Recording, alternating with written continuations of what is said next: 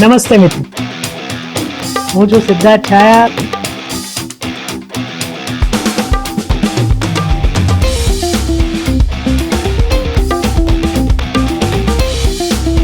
તો સ્વાગત છે તમારું સિટ ટોક્સમાં.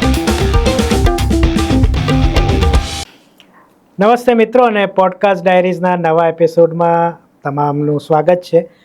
તમે થંબનેલ જોયો હશે, થોડું આશ્ચર્ય થયું હશે. આપણો પહેલો હિન્દીમાં પોડકાસ્ટ હશે, કારણ કે આપણી સાથે જે મહેમાન છે એમણે એવા ઘણા પુસ્તકો લખ્યા છે. લગભગ 12 પુસ્તકો એમણે ટોટલ લખ્યા છે. એમાંથી 11મું ને 12મું પુસ્તક એમનું જે છે એ બહુ રસપ્રદ છે, અને એના વિશે જ આપણે વાત કરવાની છે. संदीप सिंह जी आपके साथ है. नमस्ते संदीप जी. और संदीप जी हिंदी में ज़्यादा कंफर्टेबल हैं, तो हम उनके साथ हिंदी में ही वार्तालाप करेंगे. धन्यवाद संदीप जी, आप पधारे यहाँ पे. और एक बहुत ही कहते हैं ऐसे विषय को आज हम चर्चा में लाएंगे जो करोड़ों लोगों की आस्था से भी जुड़ा है और उनके साथ डायरेक्टली जुड़ा है. तो आपकी 2 किताबें आई हैं, टेम्पल इकोनॉमिक्स और अ डिकेड फॉर मंदिर्स, जो आपकी 11वीं और 12वीं पुस्तक है. जी जी. तो पहला प्रश्न सहजता से यही आएगा कि ये बुक लिखना, ये दोनों बुक लिखना आपने क्यों सोचा? क्योंकि इसके पीछे जो भी आपकी 10 बुक्स आ चुकी हैं वो शायद और सब्जेक्ट्स पे थी. जी. तो यही सब्जेक्ट क्यों? जी, 2 कारण हैं. जब चाइनीज़ वायरस का अटैक हुआ था जी. तो तमिलनाडु सरकार ने एक अध्यादेश जारी किया कि मंदिरों से इतना करोड़ पैसा जमा करना है सरकारी खजाने में, जबकि न केंद्र सरकार ने बोला पैसे की कमी है, न किसी राज्य सरकार ने, और पूरे चाइनीज़ वायरस का 3 साल के पीरियड में किसी ने नहीं कहा. लेकिन फिर भी हर मौका मिला मंदिर से पैसा ले लो. और ऐसा भी होता है कि कुछ हिंदू चालू हो जाते हैं कि हाँ, मंदिर में पैसा क्यों. एक तो ये कारण था. और दूसरा कि हमने देखा कि लाखों लोग पैदल चल चल के गए अपने अपने निवास पे. मतलब जैसे बम्बई से लोग गोरखपुर तक चल के गए, और ट्रेन से 1600 किलोमीटर, सड़क से जाएंगे तो पटरी सीधी होती है, वो 2000 किलोमीटर हो जाएगा. और भी दूर गए होंगे जो बिहार गए, और ऐसे भारत के हर हिस्से से लोग गए. और अकेले व्यक्ति नहीं गया, पत्नी, बच्चे, पशुधन, वृद्ध माता पिता सब चले गए. तो मैं सोचा यार इतनी हिम्मत कहाँ से. अपने को 5 किलोमीटर पैदल चलने पर लोग पसीने छूटते हैं. हमारे दोस्त मैराथन दौड़ते हैं, अलग अलग शहरों में भी जाके दौड़ते हैं. तो हमने फ़ोन किया कि पूछा तुम लोग चलोगे क्या इतना? तो बोले पागल है क्या, मतलब जैसे कौन चलेगा इतना क्या. तो इन लोगों को हिम्मत कहाँ से आती है. देखिए कि हम, ये दूसरी बात है कि हम रहेंगे कहाँ, खाएंगे कहाँ, सोएंगे कहाँ. पहले तो ये मानसिक स्थिति कि मैं इतना दूर चल के चला जाऊँगा. तो एक तो ये कि हम अपने देश में हैं, अपने देशवासियों के बीच में हैं, और दूसरा कि हमें मालूम है कुछ नहीं तो समाज और मंदिर खड़ा रहेगा. और मंदिरों ने बहुत काम किया. मैंने हिसाब लगाया था तो 5-6 मंदिर से ही 100 करोड़ से ज़्यादा का खर्चा आया. तो हमारे मंदिर ढोल नहीं पीटते हैं, हम लाखों लोगों को खिलाता, रोज़ खाना खिलाते, इतने सारे मंदिर हैं. और दूसरा कि हम जब तीर्थ यात्रा में चलते हैं, अभी देखिए अमरनाथ यात्रा हो रही है, ठंड में पहाड़ी पे सामान उठा के चल रहे हैं आदमी, वैष्णो देवी करते हैं, शबरीमला, पंढरपुर यात्रा, कांवड़ यात्रा, गंगा सागर. तो पूरे भारत में हमारी प्रथा है चलने की. और जो ज़्यादातर लोग जो ऐसे तीर्थ स्थान जाते हैं वही चल के भी गए. तो मुझे लगा कि ये जो हम बोलते हैं कि मंदिर आधारित अर्थव्यवस्था है, वो ये है कि हम जो आजकल टेम्पल इकोनॉमी के नाम पे बात होती है कि मंदिर में कितना चढ़ावा आया, उसको ही हम बोलते हैं इकोनॉमी. वो तो सिर्फ रेवेन्यू है ना, आमदनी है. अर्थव्यवस्था तो बहुत बड़ी चीज़ होती है. तो हम उस पर चर्चा करेंगे. तो मुझे लगा कि ये बात हमको समझानी होगी लोगों को कि मंदिर का महत्व भक्ति के अलावा कितना है इस देश में. तो ये 2 कारण थे, हमने कहा कि लिख डालते हैं.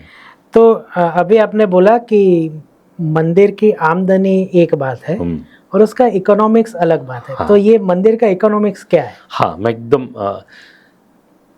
जो मॉडर्न इंडस्ट्रियल टाउन कहा जाता है उस डेट्रॉयट को बोलते हैं अमेरिका में, कि वहाँ सबसे पहले कार बननी शुरू हुई मशीन से. तो मैनेजमेंट भी वहीं से आया, असेंबली लाइन प्रोडक्शन हुआ. और बाद में क्या हुआ कि धीरे धीरे कारें दूसरे जगह सस्ती बनने लगी, अच्छी बनने लगी, जापान, कोरिया, फिलीपाइंस, इंडिया. अब यहाँ से एक्सपोर्ट होने लगी. आज डेट्रॉयट में आबादी 1925 की आबादी से 2025 में उसकी आबादी करीब 25% पे है. अच्छा. आप सर्च करें इंटरनेट पे आएगा, जंग लगा हुआ बेल्ट या रस्ट बेल्ट ऑफ यूएस से डेट्रॉयट और उसके आसपास के शहर, वो शहर मर रहा है. आप रशिया, चाइना या यूरोप जो इंडस्ट्रियल जगह हैं वहाँ अगर सर्च करेंगे घोस्ट टाउन्स तो एक लंबी लिस्ट मिलेगी, क्योंकि वहाँ जो चीज़ें बनती थी अब वो कहीं और अच्छी बनने लगी, सस्ती बनने लगी, उसका रिप्लेसमेंट आ गया, तो वो फैक्ट्रीज बंद तो शहर बंद। अब दूसरी चीज़ देखिए, विश्व के सबसे पुराने जीवित शहर मैं आऊँगा क्या होते हैं। हाँ। उसमें नाम आएगा उज्जैन जी, पुष्कर जी, काशी जी, रामेश्वरम जी। अब यहाँ तो कोई इंडस्ट्री है नहीं, सिर्फ मंदिर है और अर्थ तो चाहिए। बिल्कुल। तो मंदिर आधारित अर्थव्यवस्था से ही ये शहर है, लगातार सभ्यता बसी हुई है वहाँ। जैसे मैं अपना उदाहरण दूँ तो मैं हर साल सोमनाथ का दर्शन करने जाता हूँ जी तो वहाँ भी आसपास कोई इंडस्ट्री नहीं है। अभी आप बोल रहे हैं तो मुझे, पर जी अब कुछ ऐसे दिन होते हैं कि जगह नहीं मिलती रहने को। जी, और अब आता हूँ कि मंदिर आधारित क्या हमारे पास प्रोडक्ट थे। जी। आप साड़ियों के नाम सोचिए, बनारसी, कांजीवरम, संबलपुरी, ढाकेश्वरी। साड़ी वहीं से आती है जहाँ देवी का मंदिर होता है। Very good. और उस साड़ी में, बनारसी साड़ी में वही फूल पत्ती बनेंगे जो माँ पार्वती को चढ़ाए जाते हैं। संबलपुरी साड़ी में वही फूल पत्ती बनेंगे जो माँ संबलेश्वरी को चढ़ाते हैं। तो साड़ी पहचानने का कि कौन सी है, उसका एक तरीका ये भी है कि उस पर बना क्या है। और जो साड़ी की जो फॉल होती है उसमें जहाँ से आते हैं वहाँ के मंदिरों के शिखर फॉल में बनते हैं। तो बंगाल के मंदिर के शिखर अलग होते हैं, दक्षिण में अलग, उत्तर में अलग, क्योंकि वहाँ पत्थर अलग मिलते हैं, जलवायु अलग है, तो उस हिसाब से कंस्ट्रक्शन अलग है। तो आप उस साड़ियों का फॉल में आपको दिख जाएगा। और मंदिर से कितना जुड़ा हुआ है और धर्म से साड़ी, ये आपको बताता हूँ कि पोर्तुगीज़ बहुत एग्रेसिव थे कन्वर्जन के लिए। वो तो लोगों को बच्चों जला देते थे अगर माँ पिताजी कन्वर्ट नहीं होते थे, ऐसा था। तो उनको लगा कि जब तक ये साड़ी पहनेंगे कन्वर्ट नहीं होंगे, उन्होंने साड़ी पहनने और बुनने पे पाबंदी लगाई थी। अच्छा। करीब 150-200 साल। और उसके बाद भी वहाँ साड़ी बची रही। कैसे? क्योंकि वहाँ का जो साड़ी बुनने वाला था वो रात में घर के नीचे, जिसे आज हम बेसमेंट कहते हैं, वहाँ गड्ढा खोद के साड़ी बुनता था रात में, और महिलाएं रात को साड़ी पहनती थीं। ये पूर्वजों का हमारे बलिदान है। अब सोचिए 150-200 साल, 10-12 पीढ़ी वो करे कि हम अपनी सभ्यता नहीं छोड़ेंगे। तो ये दर्शाता है कि मंदिर आधारित अर्थव्यवस्था है आपको। और हम जीवित शहर की जो बात की मैंने, या हम लिविंग सिविलाइजेशन क्यों हैं। देखिए, इजिप्ट में आज भी लोग रहते हैं, पहले भी लोग रहते थे जिन्होंने लेकिन पिरामिड बनाया, वो आज नहीं है। आज वहाँ जो रहते हैं वो नहीं बता सकते हैं कि पिरामिड कैसे बनेगा, या दूसरा पिरामिड नहीं बना सकते हैं। वो ये नहीं बता सकते हैं कि क्यों बना, क्योंकि जहाँ रहते थे वो ख़त्म हो गए, फिर बाहर से अन्य लोग आके बसे। जी। हमारे यहाँ तो हज़ारों साल से पुराने मंदिर हैं, हमें मालूम है क्यों बना, पूजा हो रहा है, हम आज भी वैसी मंदिर बनाते हैं। अयोध्या जी में हमने बनाया बिना सीमेंट और छड़ के, क्योंकि ये ज्ञान जो है पीढ़ी दर पीढ़ी हमारे पूर्वजों को हमारे पूर्वजों ने दिया, तो हम जीवित सभ्यता है। तो ये अच्छा, ये आपने बात की पुराने ज़माने की। आज के ज़माने में मंदिर इकोनॉमिक्स कैसे चलता है? जैसे मैंने सोमनाथ की एक मैंने आपको उदाहरण दिया कि कई दिन ऐसे होते हैं कि रहने को भी जगह नहीं मिलती, होटलें वगैरह सब बुक होती है। खाने पीने का भी वहाँ सोमनाथ जी के आसपास भी बहुत सारे रेडियाँ हैं, होटल हैं जहाँ पे खाना वाना मिलता है। इसके अलावा कैसे चलता है मंदिर का इकोनॉमिक्स आज के दिनों में? हाँ, देखिए ऐसा है ना कि जो हम लोग ये देखने लगे हैं कि कितना चढ़ावा आया या कितनी भीड़ आई, कितना होटल, वो मेरा मानना है कि गलत तरीका है देखने का। हो गया क्या कि ये चीज़ें 30, 40, 50 मंदिर के साथ होंगी, तो फिर एक दिन लोग लिस्ट बना के बैठेंगे कि ये मंदिर बाकी प्रॉफिटेबल नहीं है इसलिए इसको तोड़ दो। तो मंदिर भक्ति का केंद्र है। जो अर्थव्यवस्था चलती है वो अलग है, और जो पैसा आता है वो बाई प्रोडक्ट है, बाई द वे आता है, क्योंकि आपकी भक्ति सही चल रही है। सही है। अच्छा, जैसे लोग कहते हैं कि अर्थव्यवस्था में क्या है कि खाना हमें मिलता है क्या है। तो सवाल आता है कि मंदिर बनाएंगे तो खाना मिलेगा क्या। आज हम जो खाना खा रहे हैं वो मंदिर की वजह से ही खा रहे हैं। अब मैं उदाहरण देता हूँ आपको। इस देश में चावल की लाखों प्रजातियाँ थीं, जो 2 इंच पानी में भी होती थी, जो 12 इंच पानी में होती थी, जो 2 महीने में होंगी, जो 12 महीने में होंगी। और पंडित पुजारी मंदिर का देख के प्रिडिक्शन करता था कि कितनी बारिश होगी तो कैसा चावल बोना है।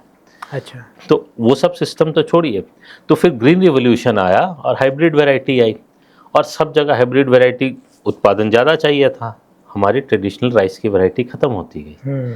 जबकि ट्रेडिशनल जो हमारी प्रजाति है उसको बचाए रखना बहुत ज़रूरी है, क्योंकि जैसे चाइनीज़ वायरस जैसा पशुओं में भी आती बीमारी पेड़ पक्षियों में भी आती है, तो पेड़ पौधे मर जाते हैं। अगर वैरायटी होती है तभी वो बचे रहते हैं। उड़ीसा में भी ऐसा ही था, और MS स्वामीनाथन रिसर्च फाउंडेशन की रिसर्च है कि उड़ीसा में किसान वही खेती कर रहा है चावल की आज भी, जो हाइब्रिड के अलावा, क्योंकि जो भगवान जगन्नाथ के मंदिर में जो चढ़ाना चढ़ता है। हाँ। क्योंकि वहाँ अलग वैरायटी चढ़ता है, तो उस वजह से वो चावल की प्रजातियाँ बची हैं। अब सरकार को बचाना हो तो सरकार क्या करेगी? सरकार को बनाना होगा Indian council of agriculture research. फिर वो जाएगी लेह में, ठंडी जगह में, ज़मीन के नीचे खोदा जाएगा, कमरा बनाया जाएगा, इसका टेम्परेचर मेंटेन होगा -60, 120 ऐसा कुछ, कि वहाँ पे बीज को प्रिजर्व करेंगे। ऐसे ही पूरे दुनिया का बीज स्विट्ज़रलैंड या कहीं नॉर्डिक कंट्री में होता है। इसलिए होता है कि कभी मान लीजिए प्रलय आ गया, न्यूक्लियर वॉर से सब खत्म हो गए, तो फिर बीज लेके वहाँ से जीवन शुरू होगा। हमारे यहाँ क्या था, जो मंदिर के गोपुरम हैं ऊपर आप देखेंगे बड़े खोखले होते हैं। हाँ। उनमें ज़्यादातर समय बीज रखे जाते थे जो बदले जाते थे 20 साल के अंतराल में, कि बाढ़ आ गया, सब कुछ ध्वंस हो गया, हाँ, तो वहाँ से फिर मिलेगा। अब आपको इसका दूसरा असर भी बताता हूँ। आप आज बाज़ार में जाएंगे, जो अमरूद, गुआवा, वो बड़े बड़े पत्ता गोभी के साइज़ के आ गए हैं। देसी अमरूद तो ख़त्म ही हो गए हैं। वही चीज़ हो रहा है, पपीता, देसी पपीता ख़त्म हो गया, आजकल ड्रैगन फ्रूट आ गया। हम अपने फल खोते जा रहे हैं। पूरी अच्छा, टमाटर, आलू, फूल गोभी, पत्ता गोभी, tomato, potato, cabbage and cauliflower, ये भारत की सब्जियां नहीं हैं। आलू उगाने के लिए किसानों को दंड भी दिया गया अंग्रेजों द्वारा, और पैसे भी। तो ये चारों चीज़ें आपको मथुरा या पुरी के मंदिर में इस्तेमाल नहीं होती हैं। सिर्फ देसी प्रजाति की ही सब्जियां इस्तेमाल होती हैं, इसलिए वो बची हुई हैं। तो कहने का मतलब ये कि जो फूल, पत्ते, पशु, पक्षी किसी मंदिर से नहीं जुड़े हैं, वो विलुप्त हो गए हैं, और सरकार को उनको बचाने के लिए इतना मेहनत करना होता है। और जो चीज़ भी जुड़ा हुआ है मंदिर से, वो आज बचा हुआ है। राइट। अर्थव्यवस्था तो इसी को कहेंगे ना। सही है। और ऐसे कई चीज़ें हैं, मैं बहुत जी समय के हिसाब से हाँ, एक ही उदाहरण दे रहा हूँ, पुस्तक में कई उदाहरण मिलेंगे आप। अच्छा, प्रारंभ में आपने तमिलनाडु का उदाहरण दिया कि कोविड के समय में उन्होंने पैसा लिया, और वो अध्यादेश वापस लेना पड़ा। हाँ, कुछ हिंदू कोर्ट में गए तो। हाँ, पर कई हिंदुओं के मन में ये प्रश्न भी आज है कि मंदिर के ऊपर सरकार का शासन या कंट्रोल है, उसको क्या आप सही मानते हैं तो क्यों मानते हैं, गलत मानते हैं तो क्यों मानते हैं, और इसका रास्ता क्या निकल सकता है? देखिए, ये सरासर गलत है, इसमें तो कोई दो राय ही नहीं है कि सरकार को धर्म के क्षेत्रों को कंट्रोल करने का कोई अधिकार नहीं है। उसके लिए हमारे शंकराचार्य हैं, अखाड़े हैं, समाज है, वो देखेगा। सरकार को उसमें से एज ऑफ यस्टरडे कहते हैं निकल जाना चाहिए। सरकार का 2-3 एक्सक्यूज़ होता है कि हम छोड़ देंगे तो कौन चलाएगा, तो करप्शन हो जाएगा। तो मेरे उसके 3 काउंटर होते हैं। पहला तो ये कि सरकार के करीब करीब हर डिपार्टमेंट में करप्शन है, हम आम जनता जाके उसको कब्जा कर लें, नहीं जाते। अंग्रेज भी शासन करके जब छोड़ के जाने से पहले कहते थे कि हम चले जाएंगे तो ये सब एक दूसरे को मार के ख़त्म कर देंगे। हुआ नहीं, जबकि एक भारतीय उनका प्रधानमंत्री बन गया। तो सही है। ये बात में भी दम नहीं है। अच्छा, तीसरी बात कि ये सरकार तो सिर्फ 75 साल पुरानी है, मंदिर तो हजारों साल से हैं। तब कौन देख रहा था? मंदिर ने तो औरंगजेब को आक्रांताओं को देखा, पुर्तगीज आक्रांताओं को देखा, हर तरह के आक्रांताओं को देखा, तो समाज खड़ा हो रहा था ना हर बार। सही बात है। तो आप अच्छा, ये कौन से मंदिर को लेते हैं जिसमें पैसा है? जो हमारे लाखों मंदिर हैं जो जंगल में है, पहाड़ों पे है, जीर्णावस्था में है, कोई पूजा के लिए नहीं जाता है, आपको जाने में डर लगेगा कि वहाँ एक पुजारी है जो ब्रह्म मुहूर्त में उतर के पूजा कर रहा है 365 दिन, उसको उसका अखाड़े ने भेजा है, कोई नहीं पूछता है। तो उन मंदिरों की क्यों नहीं कोई चर्चा करता है? आप जहाँ पैसे आते हैं, आपको सरकार को पैसे कंट्रोल करना है, तो सरकार को मंदिर में रहने का कोई हक नहीं है। आप छोड़ दें। जब जब मंदिर में समस्या हुई है, समाज खड़ा हुआ है, और हमारे जीवन में 100% परफेक्शन नहीं होता है, तो किसी के भी मंदिर में, किसी संस्था के लाइफ में उतार चढ़ाव आएंगे। जबकि ये होगा, जैसे तारकेश्वर मंदिर है बंगाल में बहुत बड़ा, वहाँ पे करप्शन काफ़ी था, तो उस मूवमेंट को चित्तरंजन दास और सुभाष चंद्र बोस ने लीड किया, मठाधीश को बदला, अब फिर से करप्शन आ गया, फिर समय आ गया एक मूवमेंट चले। झारखंड के एक गाँव छोटे से, वहाँ एक मंदिर था, ट्रस्टीज करप्ट थे, गाँव वालों ने हटा दिया, वो चला रहे हैं। तो हम हिंदू हजारों साल से चला रहे हैं, जीवित सभ्यता है, तो हम चला लेंगे, सरकार को इससे बाहर हो जाना चाहिए। एक हमारे हृदय से जुड़ी हुई बात है, तो इसको हम करप्ट होने नहीं देंगे। करेक्ट। तो ये बात है। हाँ। अब एक बेसिक प्रश्न ये आता है कि हम जब स्कूल में पढ़ते थे, फर्स्ट में या केजी में, तो इंग्लिश में मंदिर का चित्र होता था और उसमें टेम्पल लिखा जाता था। हाँ। तो आपसे चर्चा हुई तब थोड़ा मुझे पता चला कि मंदिर और टेम्पल एक नहीं है। हाँ। तो क्या है? हाँ। तो मंदिर को अगर इंग्लिश में बोलना है तो लोग कैसे पहचानेंगे? देखिए, अगर हम पूछें कि क्रिश्चियन कहाँ जाता है तो कहेंगे चर्च। जी। मुस्लिम कहाँ जाता है पूजा करने को? मॉस्क। जूस जो सिर्फ 2% से भी कम है विश्व आबादी का, वो कहाँ जाते हैं? वो सिनगॉज। हिंदू कहाँ जाते हैं इंग्लिश में? टेम्पल। अब टेम्पल का डिक्शनरी मीनिंग देखिए, दो। एक आएगा कि it's a place of worship of pagans और पगान्स। पेगन या पगान जो सिविलाइजेशन है नहीं, अच्छा। मायन, ग्रीको रोमन, इजिप्शियन, हम तो जीवित सभ्यता है भाई, हम जी रहे हैं। हाँ हाँ। अच्छा, और दूसरा ये कहेंगे कि it's a place where people collect to worship, लोग इकट्ठा होते हैं पूजा करने के लिए। हमारा मंदिर उससे बहुत अलग है। हमारे यहाँ मंदिर में मूर्ति स्थापित होती है, फिर भगवान का आह्वान होता है, प्राण प्रतिष्ठा होती है, भगवान रहते हैं जी। वो तो भगवान का घर है, इसलिए हम उसको मंदिर कहते हैं, देवालय कहें या तमिल में कोविल कहें, लेकिन हम टेम्पल हरगिज नहीं कहें। अपने पूजा स्थल का तो हम सही नाम लें। और अंग्रेजी में नाम बदलने की थोड़ी जरूरत, हमारा नाम संदीप है तो इंग्लिश में भी संदीप ही है ना। सही है। और अंग्रेजी में हिंदी के बहुत से शब्द हैं, संस्कृत के या भारतीय भाषाओं के, गुरु, पंडित, लूट, तो ये सब भाषाएं गई हैं शब्द, तो ये शब्द भी, और हम पे थोपा नहीं है, हमने कहीं से थोप लिया है, ये हमें करेक्ट करना है। हम 100 करोड़ हिंदू हैं दुनिया में, हम अपनी पूजा के स्थल का नाम तो ठीक रखें। सही। कई लोग तीर्थ यात्रा पे जाते हैं हर साल। अभी आपने अमरनाथ का भी बोला, हमारे यहाँ गुजरात में भी कई सारी तीर्थ यात्राएं होती हैं। अंबाजी जो मंदिर है वहाँ पे तो बड़ी बड़ी जो पूनम होती है उसके 10-15 दिन पहले से अहमदाबाद से लोग चल के जाते हैं, द्वारिका को भी जाते हैं। तो तीर्थ यात्रा का सही मतलब लोग तो जाते हैं, फिर रास्ते में जैसे आपने इकोनॉमी की बात की उसी तरीके से खाना पीना आराम, कई यात्राएं होती है जहाँ पे मसाज की भी व्यवस्था होती है कि आप इतना चल के आए तो लोग आपके पैर वगैरह मसाज करके भी देते हैं। तो सही में तीर्थ यात्रा क्या होती है? हाँ, देखिए आजकल तो तीर्थ यात्रा खत्म होती जा रही है, रिलीजियस टूरिज्म बढ़ गया है। हाँ, और दोनों में बुरी बहुत बात अंतर शायद नहीं है मेरे हिसाब से। उससे प्रचार तो धर्म का ही होता है या फायदा तो होता है शायद मेरी दृष्टि से। हाँ, नहीं, हम आते हैं उस पर जी। ऐसा है कि होता क्या, मैं आपको बता रहा हूँ कि जैसे सैटरडे संडे नॉर्मल छुट्टी होती है, फिर कभी कभी साल में ऐसा होता है कि फ्राइडे या मंडे को छुट्टी होती है, तो 3 दिन मिल जाता है। अब होगा कि यार 3 दिन हो गई, फ्राइडे है, पैसे हैं, फ्लाइट बुक की, पहुँच गए काशी जी, पैसा है, 5 स्टार होटल भी चले गए। अब 5 स्टार है तो पब भी है, तो एक ड्रिंक भी लगा लिया। सुबह पैसा है तो VIP दर्शन भी कर लिए। फिर फ्लाइट पकड़ी, फ़ोटो खींचा, फ्लाइट पकड़ी, आ गए, संडे को सोशल मीडिया पे डाल रहे हैं, मंदिर आ गया। हाँ? ऐसा 4 साल करेंगे, उसके बाद बोलेंगे यार हम 4 साल से मंदिर जा रहे हैं, कुछ हो नहीं रहा है। तो आप तीर्थ यात्रा पे गए कब थे? आप तो सोशल मीडिया पे पोस्ट करने के लिए रिलीजियस टूरिज्म कर रहे थे। तीर्थ यात्रा होता है कि आप व्यापार छोड़ के जाते हैं, मन शांत करके जाते हैं, जो वहाँ के तरीके हैं पूजा के उसको फॉलो करते हैं। आप जब लाइन में खड़े होते हैं तो देश से विभिन्न हिस्से से आए हुए लोगों से मिलते हैं। आप जब आगे जाते हैं तो पुराने मंदिर में जाइए, आज हम रामायण महाभारत टीवी पे देखते हैं, वहाँ पत्थरों पे चित्रकारी की गई है, वो आपको दिखता है। पूजा कीजिए, पंडित जी के साथ बैठ के सत्संग कीजिए, भजन कीजिए, तो आपको देवदत्त पटनायक की किताबों से गलत सलत नहीं समझना पड़ेगा, ना अक्षय कुमार से समझना होगा, आपको अपने धर्म की सही समझ होगी। ठीक है ना? आप उसके बाद आइए। आप अगर अयोध्या गए तो क्या किसी ने वहाँ खड़ा होकर 2 मिनट आंख बंद करके सोचा कि हम उसी पुण्य भूमि पे खड़े हैं जहाँ भगवान श्री राम और माता जानकी चली थी? नहीं सोचा तो आप कर क्या रहे हैं?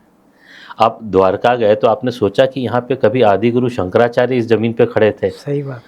तिरुपति मंदिर में जब आप चित्रकारी देखते हैं तो आपने सोचा कि कभी हमारे पूर्वज ने खड़ा होकर वहाँ छिन्नी हथौड़ा चला के वो बनाया है किसी व्यक्ति ने? हमको वो सब का ध्यान ही नहीं है कि हमें सेल्फी खींच, तो भक्ति रही कहाँ? तो वो भक्ति खो जाती है। तो मैं ये नहीं बोल रहा हूँ कि 5 स्टार होटल नहीं होने चाहिए, पब नहीं होने चाहिए, क्या है, देखिए जब आप बीच में जाएंगे, जैसे गोवा बीच में जाइए, तो वहाँ कारपेट नहीं होगा 5 स्टार रिसोर्ट में भी। क्यों? क्योंकि जब सैलानी आएगा बीच से तो बालू आएगा शरीर में, पाँव में बालू, कारपेट में गिरेगा, कारपेट खराब होगी, सही है। हम सबको एक्सेप्टेबल है। तो ऐसी शराब भी नहीं होना चाहिए ना। वहाँ पे आप पंडित जी को बुलाइए और सत्संग होगा, भजन होगा, आप योगा इंस्ट्रक्टर रखते हैं। और मुझे खुशी है कि एक जगह पे ताज ने बोला है कि अब हम नहीं हाँ। करेंगे। मैं जगह का नाम बोल रहा यहाँ हूँ, पे गुजरात पे है, गुजरात, जैन का जो हाँ हाँ, सबसे बड़ा तो तीर्थ स्थल है। तो ये हमें खड़ा होकर बोलना होगा। तो जी। देखिए होटल वालों की गलती नहीं है, उन्होंने कभी इस पे सोचा नहीं है, मैं ये कहता हूँ। हाँ। हम भी नहीं सोचते हैं, जैसे टेम्पल, मंदिर, छोटी छोटी चीज़ें, मैं जब तक पुस्तक नहीं लिखा मुझे भी ध्यान नहीं था। तो हमें इन चीज़ों पे खड़ा होकर आवाज़ उठानी होगी, तो तब करेक्शन होगा। सही है। अगर हम बिना भक्ति के जाएंगे, वीआईपी दर्शन का क्या मतलब है? वीआईपी तो देवी अहिल्याबाई हुई या महाराजा रणजीत सिंह हुए या पेशवा हुए, जिन्होंने कहा हम सोने से मढ़वा देंगे या मंदिर हम छुड़वा देंगे। ये 200 या 1000 रुपए देने वाले क्या वीआईपी? मेरा मानना है वीआईपी तो आज की तारीख में वो हिंदू माँ पिता हैं जिनके पास 4 बच्चे हैं, तो उनको बिना लाइन के आना देना चाहिए। क्योंकि उस माता ने कष्ट दिया है शरीर को 4 बच्चों को जन्म देने के लिए, उस पिताजी ने जिम्मेदारी उठाई है कंधे पे कि हम 4 बच्चों को भरण पोषण करेंगे, पढ़ाएंगे। बाकी तो एक बच्चे वाले वीआईपी के लिए पैसा बचा रहे थे, उन्होंने धर्म के लिए क्या किया? तो ये कुछ चीज़ें हमें अलग तरीके से पूरा रिवाइवल करना होगा। जो सही में वीआईपी है, हाँ, जैसे मुख्यमंत्री हो गए, प्रधानमंत्री हो गए, राज्यपाल, गवर्नर हो गए, राष्ट्रपति, क्यों? उनको मतलब वो लोग नहीं, वो भी तो अगर भक्त मानते तो भक्त की तरह जाए ना। अच्छा, मैं आपको बताता हूँ इनको कैसे मतलब डिस्टॉर्ट उनका होता है। तर्क ये है कि सिक्योरिटी का इश्यू हो जाता है। ये उनको सोचना है कि अब अपने धार्मिक स्थान पे उनको इनसिक्योर क्यों फील हो रहा है। ये भी है, ये भी तो सोचने की बात है ना। सही बात। मैं आपको बताता हूँ कैसे डिस्ट्रॉय होती हैं चीज़ें। शबरीमला मंदिर में गाड़ी जाने की अलाउ नहीं था, अब पैदल चल के जाते थे। आज हम सब जगह सड़क बनाने के चक्कर में डिस्ट्रॉय कर रहे हैं। जी जी। अभी क्या होता है कि वहाँ जब वीवी गिरी वाइस प्रेसिडेंट थे, गए तो उनसे चला नहीं जा रहा था, तो बोले कि हमको उठा के ले चलो। वहाँ थी नहीं, तो सबने मना किया, तो उन्होंने बोला हम सरकारी नौकरी देंगे। लोग आगे उठा के ले गए। अब वहाँ से डिस्टॉर्ट होते होते आप उसकी स्थिति देखिए क्या हो गया। एक कंसेप्ट है यूरोप में, अगर आप इंटरनेट पे फिर देखेंगे, ओवर टूरिज्म। यूरोप के शहर के लोग बोल रहे हैं कि हमारे यहाँ मत आइए। और ये जो हम कह रहे हैं कि हमारा पर्यावरण खराब हो रहा है तीर्थ यात्रा में, पहाड़ों पे, जहाँ भी, इसी वजह से हो रहा है ना, कि आदमी में भक्ति नहीं है और टूरिज्म का जगह हो गया है। इसीलिए मैं बोलता हूँ कि रिलीजियस टूरिज्म गलत है। देखिए ऐसा है कि व्हाट्सएप फॉरवर्ड आते हैं कि इस बार गोवा से ज़्यादा लोग काशी जी गए, फिर वही लोग फॉरवर्ड करेंगे कि देखो शराब पी रहे हैं, कैसे कपड़े पहन के आए। तो भैया गोवा जाने वाले को काशी बुलाओ। गोवा में भी मंदिर है, बट एक नॉर्मल माइंडसेट अलग है। गोवा जो जा रहा है छुट्टी पे, उसको काशी लाओगे। मैं गोवा गया हूँ और मैं गोवा राज्य में घुमा हूँ। मंदिर आपने देखे होंगे, बहुत मंदिर देखे, बट उसको प्रमोट अब शायद सरकार सोच रही है, अभी तक नहीं किया गया। एक जगह है, आप शायद गए होंगे, जिसको बिग फुट बोला जाता है। अब मैंने जब बोला कि मैं बिग फुट गया, मतलब कई बोलते हैं ना कि मैं गोवा जाता हूँ, आप बिग फुट जाए, उधर क्या है? तो वहाँ पे परशुराम जी के पैर हैं। करेक्ट, वहाँ बहुत पुराने पुराने मंदिर और वहाँ पे अभी भी दिया धूप जलती रहती, और ये कमरा है, उतना विशाल उनका पैर है। तो फिर मुझे एक कथा बतानी पड़ती है कि क्यों वहाँ पे वो परशुराम जी थे। जी, तो वही कहा ना कि जब आप जाते हैं इस तरह से तो आप समझते हैं। अभी हम गए, वीआईपी बने, फोटो खींचा, 4 अगली मंदिर, अगला फोटो, तो भक्ति ही नहीं रह जाएगी आप। सही बात। तो हम जो बनाना चाह रहे हैं वो डिस्ट्रॉय हो जाएगा। और मैं इसको बुरा इसलिए अभी नहीं मानता हूँ कि हम एकदम ओवरवेल्म है कि अभी हमें एहसास हुआ हमारा मंदिर बन गया है, कुंभ कैसे अच्छा हो सकता है। तो इसको थोड़ा कोर्स करेक्शन की ज़रूरत है, और हम चर्चा करते रहेंगे तो कोर्स करेक्शन हो जाएगा। हमने अच्छी बातें की, अब थोड़ा मैं अपनी भी बात कहूँ, मतलब थोड़ी असहज होने वाली बातें भी। बिल्कुल। हमारे कई मंदिर, मतलब जाने पहचाने मंदिर, एक तो उनमें गंदगी बहुत होती है, दूसरा वहाँ के जो भी पंडित होते हैं या जो पंडे बोले जाते हैं, वो आपको तब तक नहीं छोड़ते जब तक आप उनके द्वारा मांगी गई रकम पूजा के लिए नहीं मांगते। तो मतलब in a way there is a harassment. तो और भीड़ का कंट्रोल, हमारे कई मंदिरों में हमने देखा है, जब दिवाली होती है, होली या बड़ा कुछ होता है, तब कंट्रोल नहीं कर पाते। तो ये सब से हम कैसे, तीनों का अगर आप स्पेसिफिक आंसर, हम कैसे इससे बच सकते हैं? बिल्कुल, एक एक करके। बिल्कुल। गंदगी पे आते हैं। तो जब मंदिर तोड़े जा रहे थे तो उसको बचाने के लिए हमारे पूर्वजों ने कई चीज़ें की। उसमें एक था कि मंदिर जहाँ होता था वहाँ से दूर भाग जाते थे, क्योंकि उन पता था आक्रांताओं को कि यहाँ है तो मंदिर भी होगा, इसलिए अजंता एलोरा गायब हो गए थे। बाद में बोला गया अंग्रेजों ने डिस्कवर किया। तो ऐसे बहुत से मंदिर है जिसकी वजह से लोग चले गए। तो उसका एक और भी तरीका था, जैसे बनारस में खूब मंदिर थे, औरंगजेब का आदेश था, फरमान था कि हर मंदिर को तोड़ो। तो लोगों ने जानबूझ के कई जगह कचरा डाल दिया कि इधर मंदिर नहीं होगा, कचरा है करके। लोगों ने कई उपाय किए बचाने के। जैसे एक और उपाय था कि गुरुकुल चलता था, उसने सब ब्राह्मणों को मार दिया, गुरुकुल डिस्ट्रॉय किए। बाद में ब्राह्मण महाराष्ट्र और आंध्रा से भी जाके वहाँ बसे। उसके बाद गुरुकुल का रूप बदल गया, गुरुजी अपने घर में रह के लोगों को पढ़ाने लगे। तब से वो प्रथा आई, गुरुकुल का स्वरूप बदला। तो एक गंदा रखने की प्रथा रही और एक के बाद एक आक्रांता आते रहे, वो सफाई वाला चीज़ थोड़ा भूल गया। दूसरा मेरा मानना है कि सही है कि गंदगी है तो ये हमारा मंदिर है, हमें साफ करना होगा। बिल्कुल। कौन आएगा और करने? तो मतलब उस शहर के वहाँ जो मंदिर के पास रहते हैं तो अक्सर हम देखेंगे लोग चर्चा करते हैं तो बात करेंगे मंदिरों का पैसा। हम बोले उस मंदिर को छोड़ दो। जैसे हमने कहा 50 मंदिर पैसा, उसके तुम्हारे घर के बगल में जो मंदिर है उसकी चिंता करो। मैं वो उस पे भी आने वाला था। तो हम अपने घर के बगल की मंदिर की चिंता करें, साफ सफाई करें। हमें लगता है कि कहीं ना कहीं हम लोगों को एक बार याद दिलाना चाहिए। जैसे प्रधानमंत्री बने माननीय नरेंद्र मोदी जी, उन्होंने स्वच्छता अभियान किया, रेलवे में करा, तो अब लोग जागरूक हो गए हैं। तो एक मूवमेंट चलाना चाहिए। और कई जगह मैं देखता हूँ आते हैं सोशल मीडिया पे लोग अलग अलग कर भी रहे हैं कि हर शनिवार वीकेंड जाते हैं मंदिर सफाई करते हैं। तो हमें लोगों को जोड़ना पड़ेगा और लोग करेंगे। हमें ऐसा लगता है कि एहसास दिलाना है। जैसे मैं कल परसों यहाँ अहमदाबाद में एक लेक्चर दे रहा था, उसके बाद से एक मित्र हैं विजय शाह, वो चालू हो गए, कई लोगों से मंदिरों से बात की कि टेम्पल हटाओ, मंदिर लिखना शुरू करो। तो वो इनिशिएटिव लेना पड़ेगा अपने लोगों को। हाँ, दूसरा जो बात हुई कि पंडा हरस करते हैं, देखिए कई जगह जो उनका पैसा मिलता है वो सरकार के कंट्रोल में मंदिर है, तो उनका घर कैसे चलता है? मैंने पुस्तक में उदाहरण भी दिए कि 50 रुपया महीने का उनको दे रही है सरकार, वो भी 6 महीने 9 महीने 18 महीने से नहीं मिला है। तो उसका घर कैसे चलेगा? वो क्यों कर रहा है? क्या किसी व्यक्ति को वैसा करना अच्छा लगता है? कभी उस पंडा से बात करके देखिए कि उसका घर कैसे चल रहा है। तो वो भी हमारा ही धर्म का रक्षक है। सही है। वो नहीं रहेगा तो कैसे मंदिर रहेगा, पूजा रहेगा। और इसलिए सरकार को बाहर जाना चाहिए। देखिए सरकार जब मंदिर पे कंट्रोल करती है तो कई चीज़ों की क्षति होती है, उसमें इनडायरेक्टली ये भी गेम प्लान में मानता हूँ सरकारों का रहा है। सही है। कि हम मंदिर सुधरने ही नहीं देंगे, हम पैसा साइफन ऑफ करते रहेंगे, तो पंडे को जीवन जीना है तो वो सब भी करेगा। और मैं ये नहीं कहता हूँ कि हर पंडा अच्छा है, कुछ जैसे हर प्रोफेशन में खराब लोग हैं वहाँ भी है। तो हमें एक मूवमेंट उस पर चलाना होगा, जागरूकता सब जगह लानी होगी, क्योंकि हम बहुत सालों से भूल गए हैं इन चीज़ों को। मंदिर पे अब ध्यान जा रहा है, मतलब बड़े बड़े काम हुए जैसे कि राम मंदिर का था या काशी विश्वनाथ पे अब लोग केस लड़ रहे हैं, पहले वो भी नहीं थे। अब कुछ लोग उस पर ध्यान दे रहे हैं, कुछ लोग पुस्तक लिख रहे हैं, पॉडकास्ट कर रहे हैं, कुछ हैं जो उनको ज़मीन पे भी काम कर रहे हैं। तो धीरे धीरे जैसे समाज में जागरूकता आएगी वो चीज़ें भी सुधर जाएंगी। आपने कहा भीड़ होता का है नियंत्रण, तो देखिए बहुत सही बात है। अब सरकार मथुरा वृंदावन में कर रही है, जगह बहुत पतला है। अब वहाँ के कुछ लोकल जो पुजारी हैं वो अपोजिशन में हैं, जबकि बाकी जनता और जो आए हैं देखने, उनसे भी इंटरव्यू में देख रहा था कई चैनल पे, वो बोलते हैं होना चाहिए, सफोकेशन हो रहा है। मैं गया हूँ कई मंदिरों में, एकदम लगता है कि मर जाएंगे, ऐसे धक्का मुक्की हो रही, डर लगता है।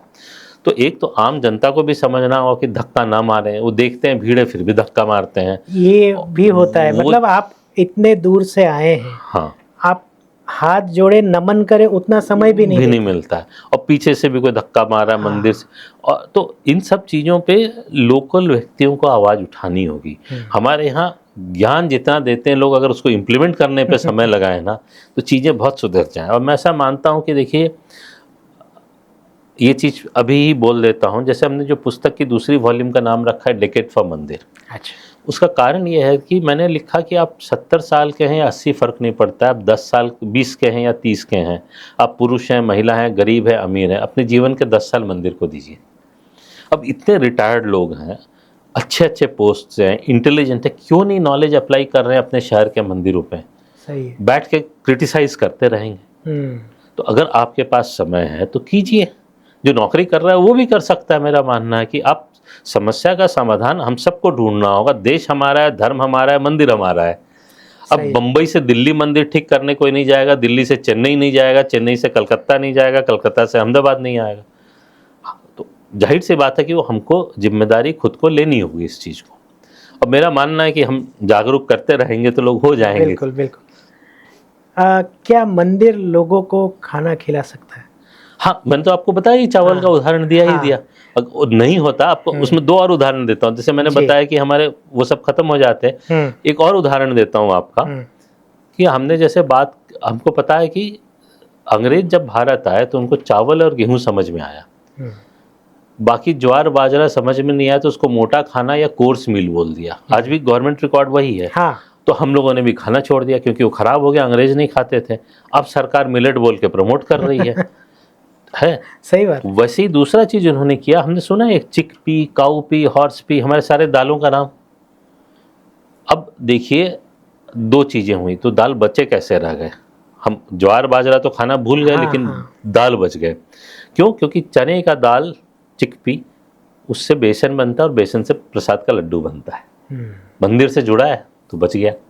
अब नहीं बचता तो क्या होता, देखिए, कहा जाता कि तुम वेजिटेरियन हो, और मैं आज भी बम्बई एयरपोर्ट पे आया, बड़ा सा होर्डिंग लगा, वेजिटेरियन है तो कार्बोहाइड्रेट प्रोटीन नहीं होता है। गलत बात है। हमारे क्रिकेट प्लेयर रहे हैं, पहलवान रहे हैं, सब वेजिटेरियन हैं। तो वो बोलते कि यार वेजिटेरियन इसलिए कार्बोहाइड्रेट और प्रोटीन कम है, जबकि दाल में सबसे ज़्यादा कार्बोहाइड्रेट और प्रोटीन है। तो फिर हम दाल छोड़ देते तो बोलते फिर आप नॉन वेज खाइए। हमारे पूरा कल्चर ही बदल जाता। वो मंदिर की वजह से बचा हुआ है। तो ऐसे कई सारी चीज़ें हैं, मंदिर लिटरली हमें खाना देते हैं। सही। एक छोटा सा प्रश्न मेरे दिमाग में है कि आपने कहा कि आलू टमाटर वगैरह नहीं होते, क्या प्याज के बारे में भी कुछ ऐसा है? नहीं, क्योंकि हमारे यहाँ गुजरात में मंदिर में प्याज का कुछ बनता नहीं। हाँ, सामान्य रूप से जैसे वैष्णव खाना होता है, हाँ, तो नहीं होता। अब हमारा श्रावण महीना जब शुरू होगा तो घर पे भी होगा, मतलब हमारी धर्मपत्नी या हमारी जो माता है वो बोलेगी कि ये पूरा महीना अब हम प्याज लहसुन नहीं खाएंगे। तो क्या हमारे मंदिरों में ये है कि लहसुन प्याज नहीं होने चाहिए? ये इस देखिए, मैं फ्रैंकली कहूँ तो ये चीज़ों की रिसर्च हमने करी नहीं, बट अब जरूर ढूंढूंगा। बट एक चीज़ आपको बताऊं कि हमारे जो प्रसाद हैं या जो खाने पीने की व्यवस्था है वो मंदिर से जुड़ी है, और मंदिर से कहीं ना कहीं वो आयुर्वेद के बेसिस पे आती है। जैसे कि हम तिल के लड्डू खाते हैं ठंड के दिनों में, क्योंकि वो शरीर को गर्मी देता है, और गुड़। तो हर जगह का प्रसाद जो है, मतलब ये शायद ये तमस प्रकृति का है, इसलिए हर प्रसाद जो है आयुर्वेद से रिलेटेड है। और जहाँ पे मंदिर है वहाँ आसपास जो चीजें उगती हैं उससे बनता है, ताकि वहाँ के लोगों के लिए रहे। तो जो खाने की चीजें यहाँ पाबंदी हैं वो शायद उसका आयुर्वेदिक कारण रहा होगा, और इस समय यहाँ जो मौसम रहता है उसके हिसाब से। बाकी जगह शहर भारत के दूसरे हिस्से में वैसा मौसम नहीं आता है, तो वहाँ उस खाने पे पाबंदी नहीं है। आपको इसका अलग अलग और अलग मंदिरों के तरह से भी उदाहरण देता हूँ कि अगर आप जैसे उत्तर से दक्षिण के तरफ जाएंगे तो भगवान राम का मंदिर देखेंगे, उनका स्वरूप बदला जाएगा। जैसे कि अयोध्या में बालक हैं, अब साउथ की तरफ जाएंगे पूरे युवा मिलेंगे, और तीर धनुष साथ में रहता है। भगवान कृष्ण का कहीं मंदिर आपको बाल रूप का मिलेगा तो वहाँ प्रसाद और सब चीज़ें उस तरह से होती हैं, और कहीं जो युवा स्वरूप मिलेगा तो वहाँ का प्रसाद और कपड़े और पूजा के तरीके अलग होते हैं। सही है। तो वो सिखाने के लिए कि पीढ़ी दर पीढ़ी हम उस चीज़ को दिखते रहेंगे और सीखते रहेंगे। सही है। अंत में एक प्रश्न ये आता है कि हर एक हिंदू अपने नज़दीकी मंदिर में, चलिए सप्ताह में एक बार जाने के अलावा मंदिरों के लिए क्या कर सकते हैं? हाँ, वही जो मैंने कहा कि एक टिकट फॉर मंदिर में मैं कहता हूँ कि 10 साल दीजिए, कोई फ़र्क नहीं पड़ता। क्या उसमें बहुत सारी चीज़ें 30-35 चीज़ें जो कर सकते हैं। बट मैं 2 चीज़ें कहना चाहता हूँ उसमें कि आज हम कई जगह देखते हैं मंदिर तोड़े जा रहे हैं। नॉर्थ में भी, दिल्ली में भी सरकार तोड़ती है, गुजरात में भी तोड़े गए।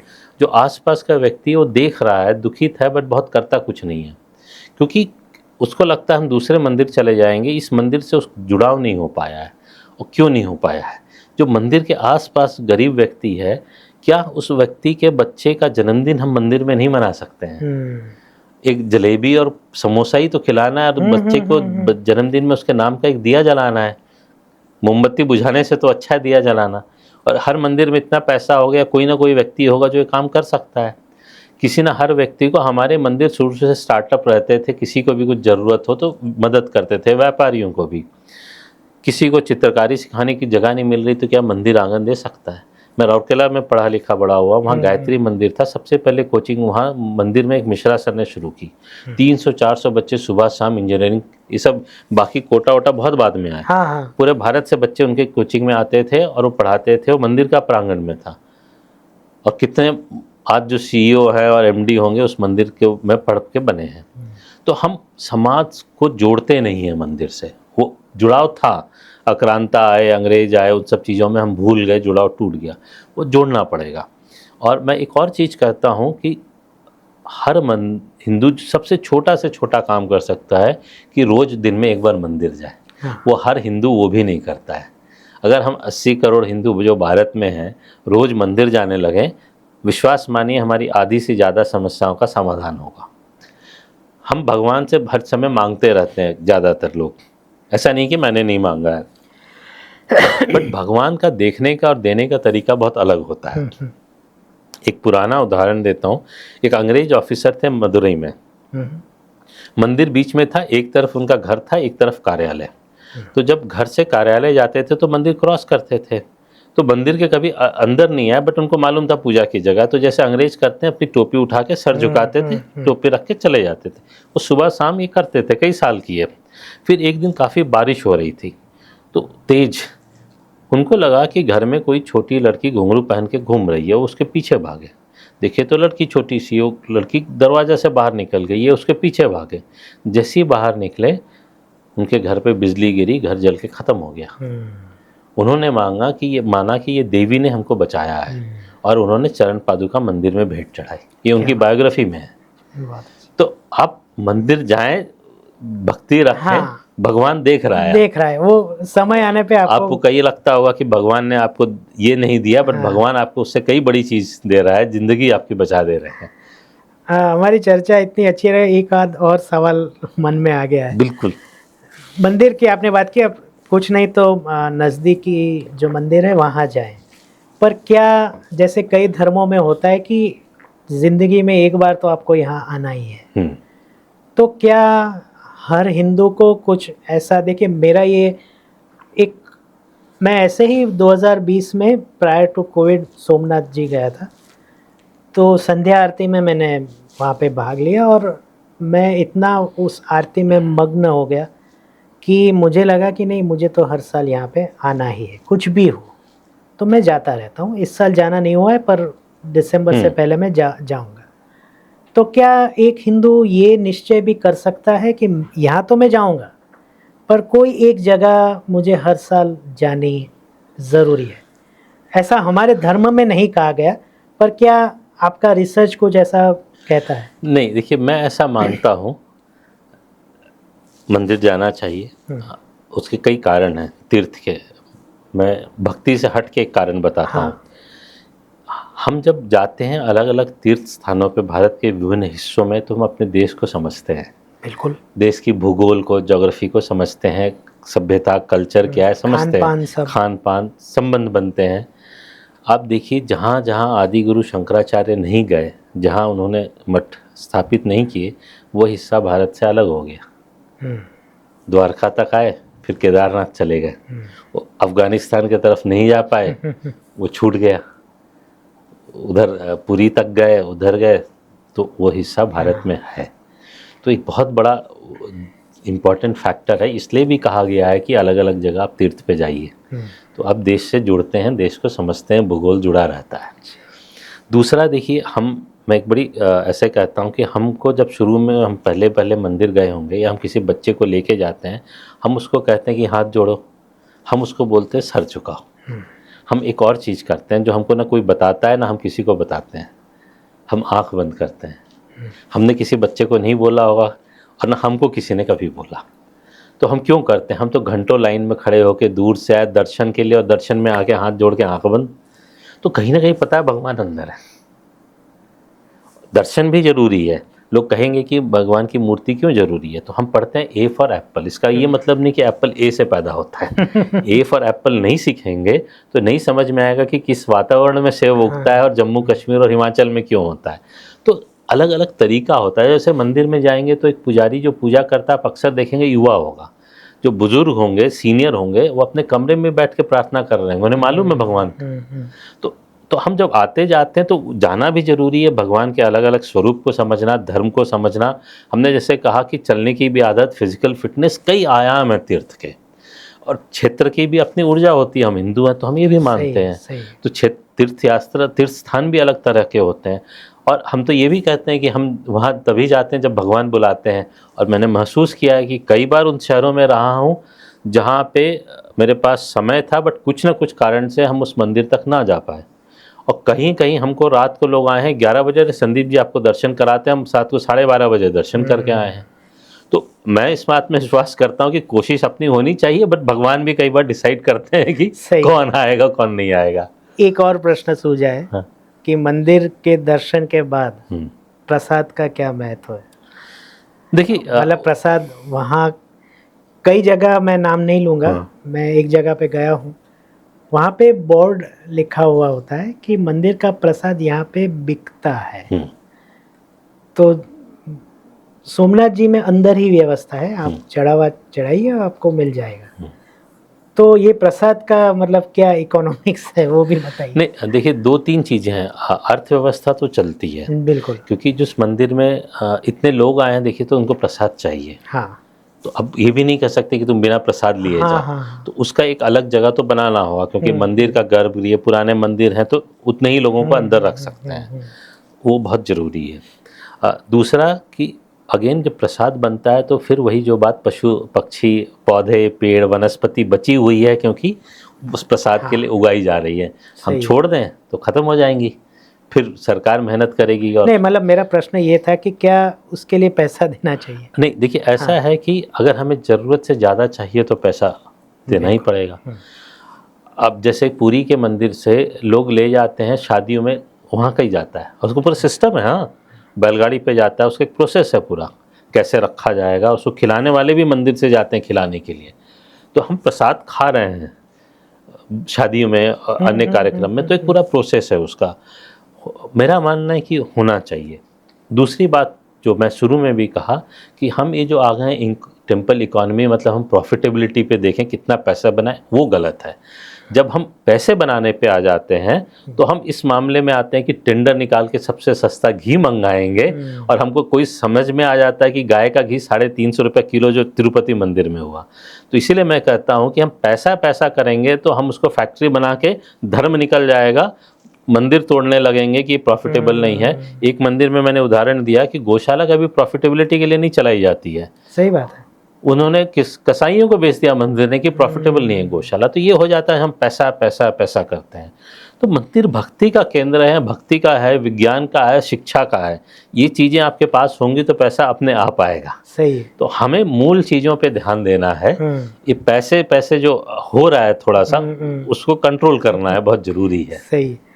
अंत में मैं आपसे ये जानना चाहूँगा कि क्या देश के मंदिर अकेले इस देश की अर्थव्यवस्था को चला सकते हैं?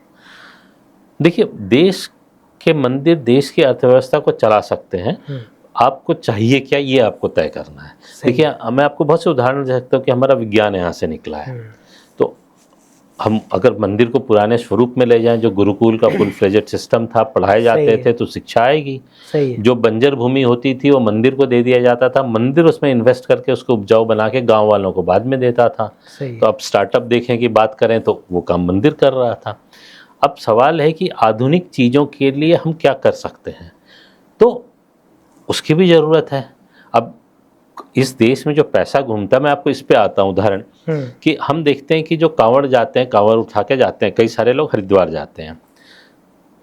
आपको मैं एक छोटा सा फिगर बताता हूँ, बहुत पुरानी स्टडी है, फिर भी हम अगर वो मान के भी चलें कि जो पैदल आता जाता है, खाने पर रिस्ट्रिक्शन है, लौटते हुए जो रास्ते में चीज़ें बिकती हैं लेके आ जाता है, मान लीजिए वो 1000 रुपया ही स्पेंड करता है, उससे ज़्यादा ही करता होगा हर हालत में, 1000 ही मान लो कैलकुलेशन सेक के लिए, और 2 करोड़ लोग गए हरिद्वार, तो कितना पैसा हुआ? सही है।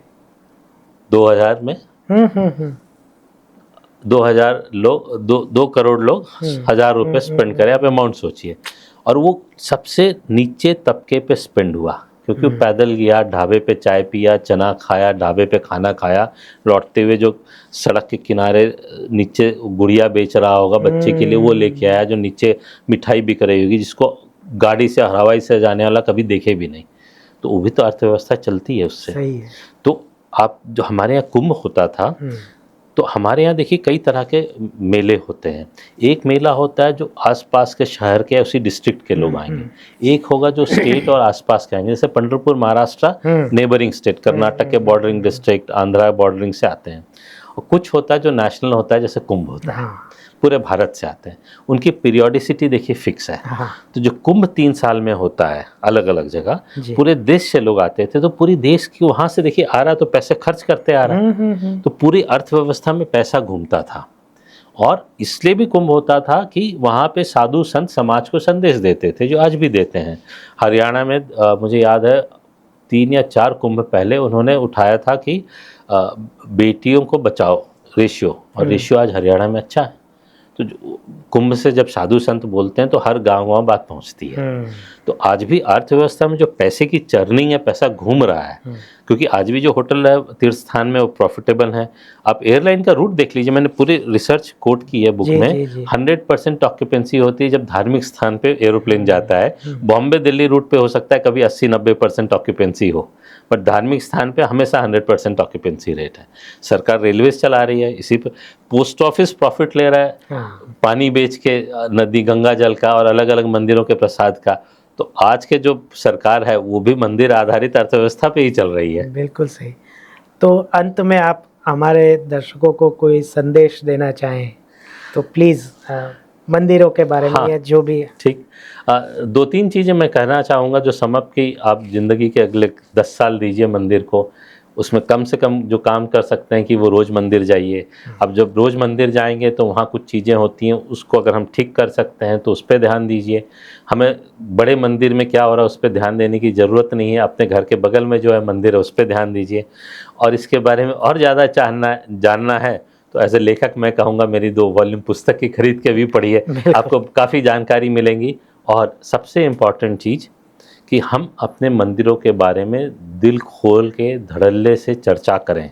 हम हिंदू झिझकते हैं कि हम इसकी बात करेंगे तो लोग कम्युनल बोलेंगे। भाई हर आदमी अपने धर्म की चर्चा करता है। हमारे धर्म तो इतना विशाल है, उसमें सब कुछ है, ज्ञान है, विज्ञान है, आयुर्वेद है, कपड़ा है, डिज़ाइन है, आर्किटेक्ट है, जो चीज़ें ढूंढेंगे मिलेगी। तो उस पर दिल खोल के चर्चा कीजिए। धन्यवाद संदीप जी, आप आए यहाँ पे और हमारे मंदिरों के बारे में और मंदिरों से चलने वाली अर्थव्यवस्था के बारे में मेरे तो ज्ञान चक्षु आपने खोल दिए हैं। मैं आशा करता हूँ हमारे दर्शक की भी यही भावना होगी कि काफ़ी कुछ जानने को मिला। और मैं चाहूँगा कि आज से हम सब हमारे पहले तो मंदिरों का आदर करना शुरू करें, जैसा कि उन्होंने अंतिम अपने वाक्य में कहा। मंदिर हो सके उतना ज़्यादा जाना शुरू करें, हो सके तो साल में एक किसी बड़े मंदिर का भी आप विज़िट कर सकते हैं। तो पूरी एक अर्थव्यवस्था जो हमारे मंदिरों से चलती है उसको बल मिलेगा। तो पॉडकास्ट डायरीज़ गुजराती में तो चलती ही रहेगी, ये एक अनोखा एपिसोड रहा। तो हम फिर से मिलेंगे, આપણે ફરીથી મળીશું આવતા અઠવાડિયે એક નવા મહેમાન સાથે। ત્યાં સુધી સિદ્ધાર્થ છાયાને આજ્ઞા આપો અને તમને બધાને કાયમની જેમ આવજો।